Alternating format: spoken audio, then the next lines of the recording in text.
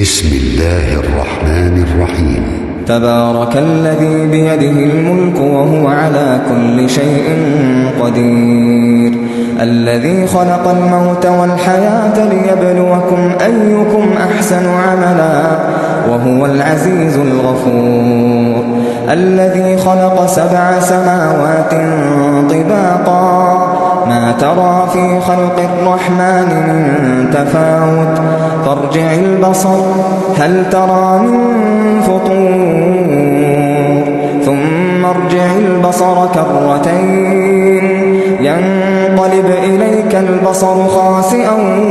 وهو حسير، ولقد زينا السماء الدنيا بمصابيح وجعلناها رجوما للشياطين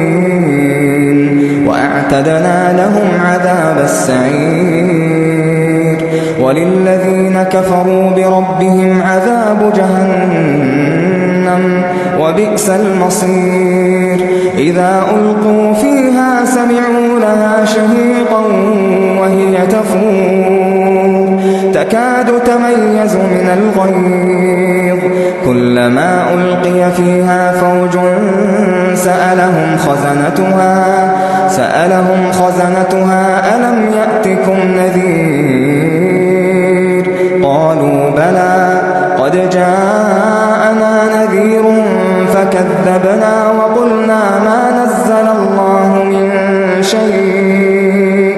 إن أنتم إلا في ضلال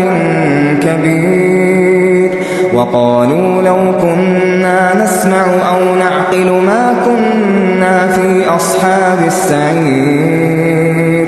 فاعترفوا بذنبهم فسحقا لأصحاب السعير. إن الذين يخشون ربهم بالغيب لهم مغفرة وأجر كبير، وأسروا قولكم أو جهروا به إنه عليم بذات الصدور، ألا يعلم من خلق وهو اللطيف الخبير، هو الذي جعل لكم الأرض ذلولا فامشوا في مناكبها وكلوا من رزقه وإليه النشور، أأمنتم من في السماء أن يخسف بكم الأرض فإذا هي تمور،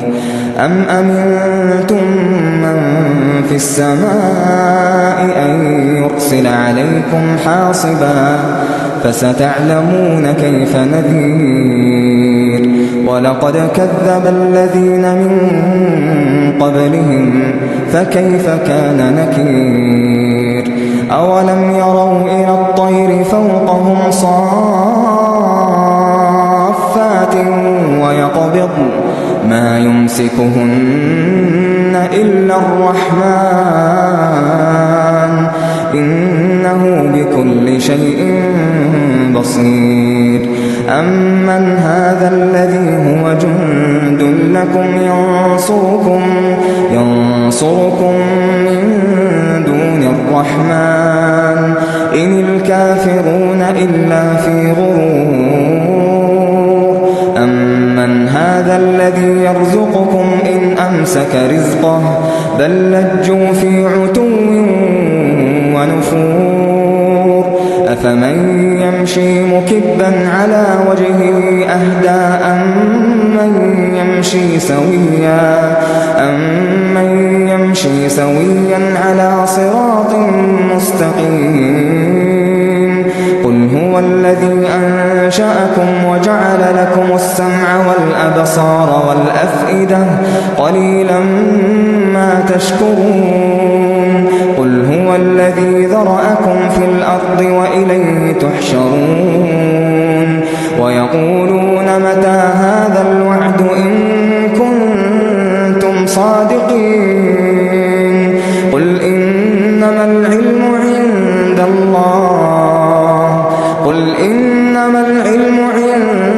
الله وإنما أنا نذير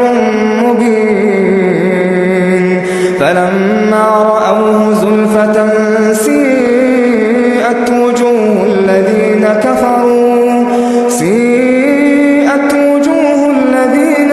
كفروا